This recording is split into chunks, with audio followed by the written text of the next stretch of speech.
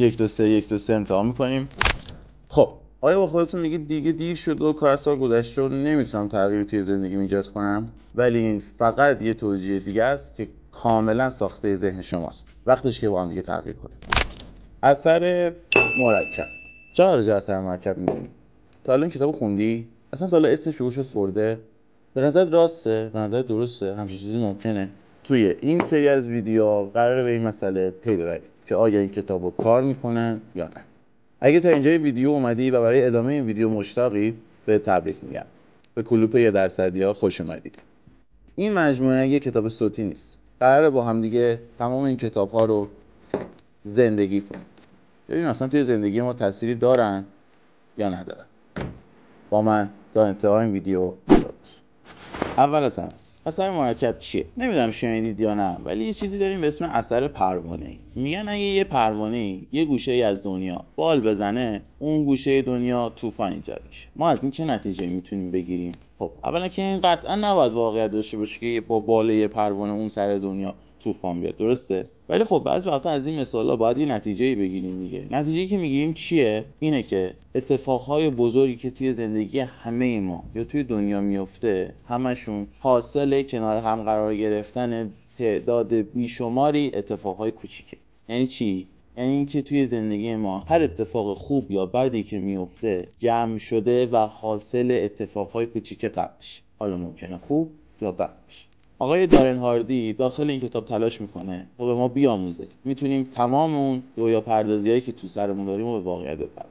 داخلش هم برامون مثالایی زده که همشون رو با هم دیگه مرور میکنه. اگه بخوام این کتابو توی یه جمله خلاصه کنم، جمله‌ای که شاید اکثرتون شنیده باشید: اگر روزی 1% پیشرفت کنی تا آخر سال 365% پیشرفت کنی. حالا شما حساب کن، شما کل سال رو دنبال اینی که 100% پیشرفت کنی. یعنی زندگیت رو، حالا میتونه موجودی حساب بانکیت باشه، آمادگی جسمانیت باشه، موفقیت توی کارت باشه یا هر چیز دیگه، دوست داری توی یه سال اونو 2 برابر کنی. برای همین نصف سال رو براش برنامه ریزی میکنی و آخر سال هم معمولا اون نتیجه مطلوبمون رو نمیگیریم. هممون، منم از این قاعده استثنا نیستم. ولی قراره با این کتاب یاد بگیریم که دیگه فکر و خیال بذاریم کنار، عملگرا باشیم، روز 1% پیشرفت کنیم و بعد نتیجهش رو ببینیم. بیشتر از این وقتتون نمیگیرم چون که پارت اوله و نمیخوام خستتون کنم. امروز میخوایم با هم دیگه توی زندگیمون یک عادت خوب اضافه کنیم، ولی یه شرطی داره. این کار رو باید هر روز انجامش بدیم. قراره هر روز 1% پیشرفت کنیم. امروز یک کار خوب انجام میدیم، فردا اون کار خوب رو به همراه یک کار خوب دیگه انجام بدیم. نه که کار اول خوب بذاریم کنار و یک کار دیگه انجام بدیم. بریم برای ادامه ویدیو.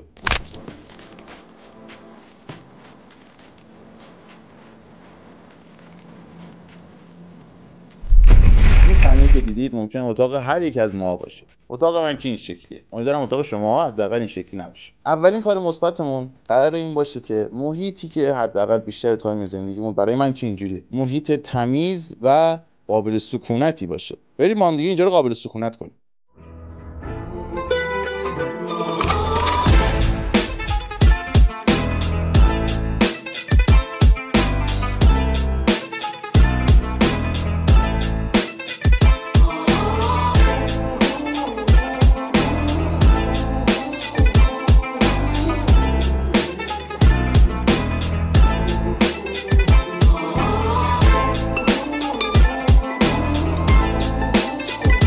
بالاخره بعد از گذشت 2 ساعت تموم شد. اینم از اتاق. ببین این فاجعه رو به چی تبدیل کردم. 2 ساعت دارم تمیز میکنم. قشنگ لیست زدم. اینم از زیبارو. اونم یه دوربین هندیکمه بچه‌ها. هندیکم نظام شاهه.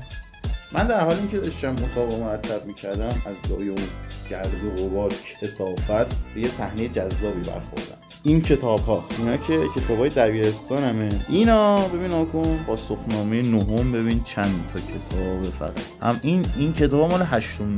اینجا که شما میای کل اینا مال کنکورمه. شما توی کامنت ها هم ببین میزان موفقیتتون توی کنکور، یعنی که توی کنکور موفق بشی، رتبه 1000، رتبه 100، رتبه 1، تا چه اندازه رابطه مستقیم داره با موفقیتتون. که شما موفق بشید با کنکورتون، با رتبه کنکورتون چقدر رابطه مستقیم داره. اینو حتما توی کامنت ها بهم بگو. نظرتون راجع به این قضیه بدید. دلیل اینکه میزمو نشون دادم اینه. بعد خواستم کمی شواف کنم. آلبوم آماده باشه سایز و مغازه شایعه. فقط داره شواف بود، هیچ قصد دیگه‌ای نداشتم. هممون تبریک میگم. تونستیم اولین کار مثبت روتین زندگی جدیدمون رو تیکشو بزنیم که نفهمش.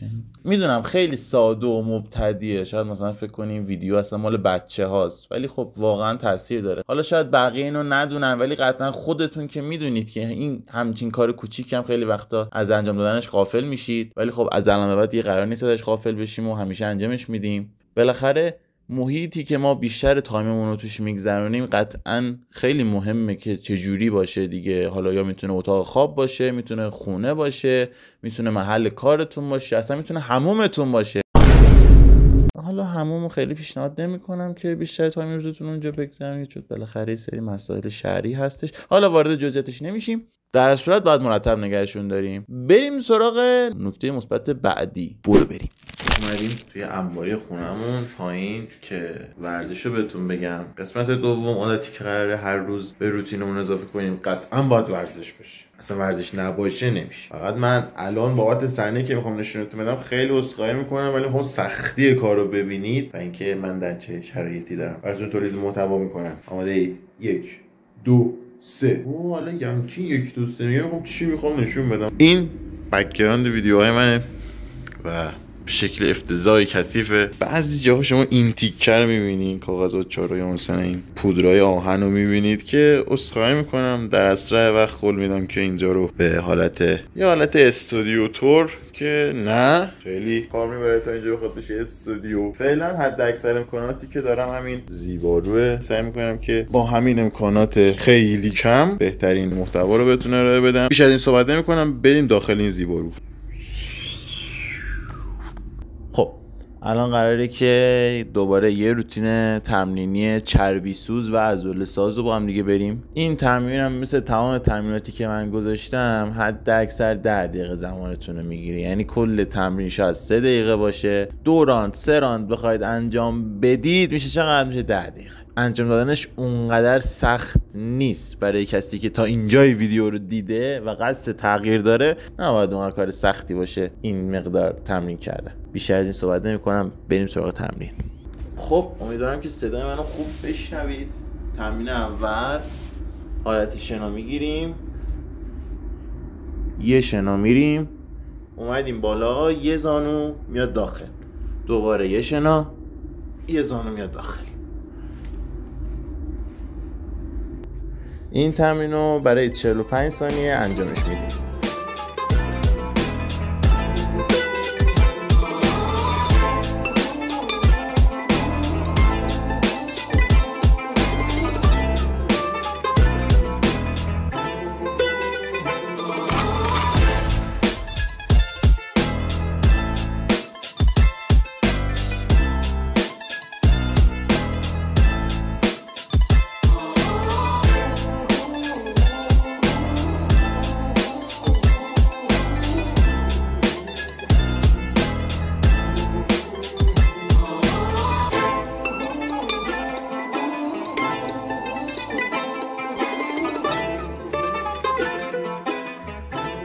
تمرین بعدی اونم بازم 45 ثانیه است. استراحت بین تمرینا 10 تا 30 ثانیه بیشتر نباشه دیگه.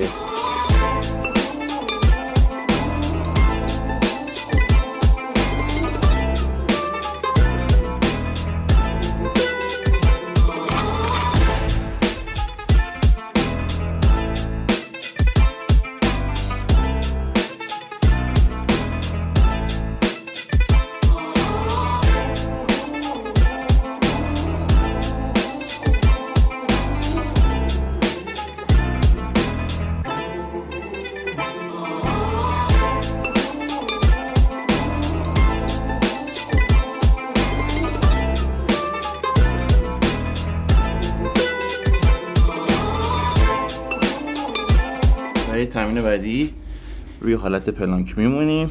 بازن نه خیلی بالا باشه نه خیلی پایین، توی حد وسطی نگهش دارید و بعد به سمت طرفین بازن هدایت میکنیم. این کارم برای 45 ثانیه انجام.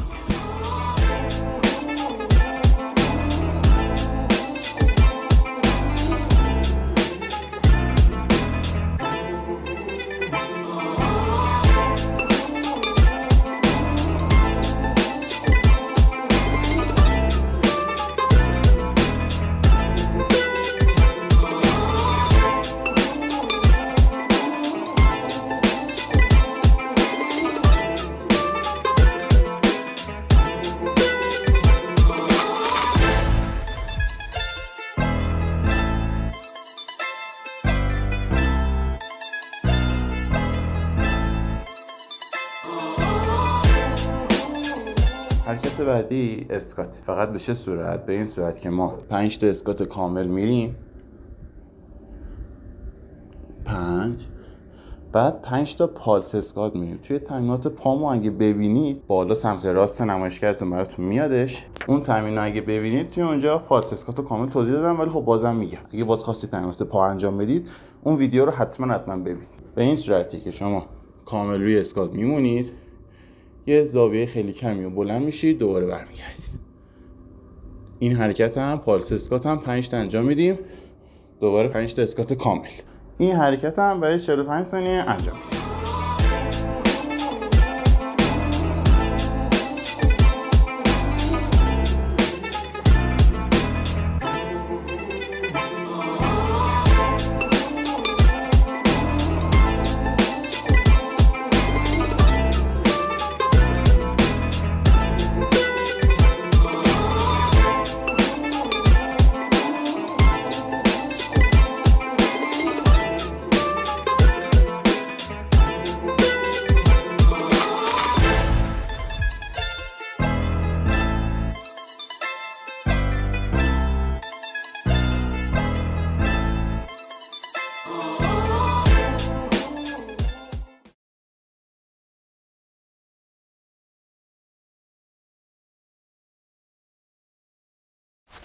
خسته نباشید. این هم از تمرین‌ها. امروز ما موفق شدیم 2 تا روتین مثبت به فعالیت‌های روزانه‌مون اضافه کنیم که قراره توی هر ویدیو به این نکات مثبت اضافه کنیم.